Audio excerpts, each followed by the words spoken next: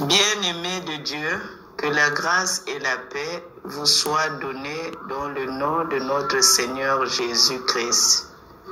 Méditons ensemble la parole de Dieu avec le frère Bernard. Notre texte de méditation de ce 22 octobre 2024 est tiré de Luc 12, les versets 35 à 38. Les textes synoptiques, il y a Matthieu 24, 37 à 44, Marc 13, 32 à 35. S'il y a un thème à donner au texte du jour, nous l'appellerons l'appel à la vigilance. Mes bien-aimés, vous savez que plusieurs textes de la Bible nous parlent du retour imminent de Christ.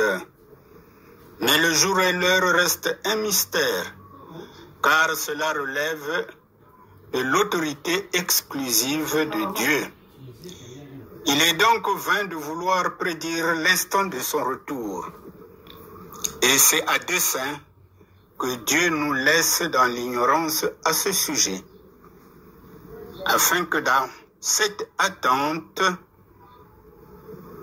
nous puissions constamment demeurer dans la vigilance, car si on ne veille pas, on s'endort. S'endormir spirituellement, c'est vivre sans se soucier de la présence de Dieu dans notre vie, malgré les avertissements qui nous sont adressés par les serviteurs de Dieu qui continuent l'œuvre des apôtres. Jésus cite dans ce texte l'exemple des contemporains de Noé, dont la plupart ont perdu leur vie en privilégiant la vie mondaine à celle de Dieu. Au final, ils ont été tous détruits par le déluge. Du moins, c'est ceux qui n'ont pas écouté l'appel de Noé. Dans le temps actuel, une multitude de gens, tout en ayant la vérité entre les mains, ne se préoccupe point du fait que Christ reviendra en jugement. Aussi le Seigneur peut nous comparer aux contemporains de Noé comme à ceux de son temps sur terre, lors de sa première venue où il a été rejeté par les siens. Ce temps présent, le temps de la grâce, en attendant le retour du Seigneur Jésus, doit être mis à profit pour la conversion et la marche dans l'obéissance de Dieu.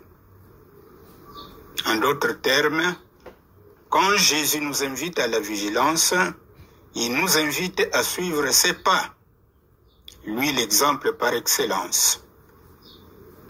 Ce que Christ attend de nous, c'est de marcher dans la sanctification. Autrement dit, à moindre chute, nous devons nous relever, nous repentir et confesser notre péché. En agissant ainsi, nous serons prêts pour son retour. Bien-aimés dans le Seigneur, une fois que nous avons donné quelques pistes de réflexion sur le texte du jour, posons-nous une question qui certainement est capitale pour mes chers auditeurs et lecteurs de la parole de Dieu. À qui ressembles-tu? À qui ressembles-tu, toi, lecteur, au moment où tu médites ce texte? Ressembles-tu aux contemporains de Noé et de Jésus qui refusèrent les avertissements?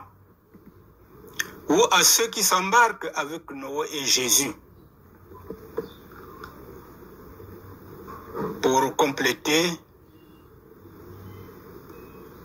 notre méditation, nous vous invitons à lire 1 Pierre 5, versets 8 à 9. Merci beaucoup. À nous revoir demain.